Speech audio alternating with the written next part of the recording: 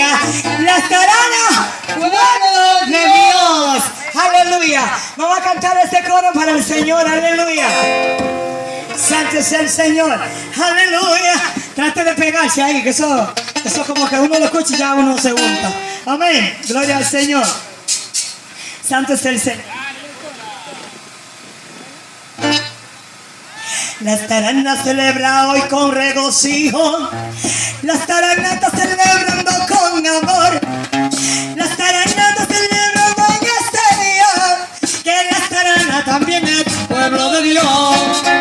Las taranatas celebrando en este día, que las taranas también es pueblo de Dios. Las taranas, pueblo de Dios, las taranas, pueblo de Dios, las taranas, pueblo de Dios, las taranas, pueblo de Dios, las taranas, pueblo de Dios, las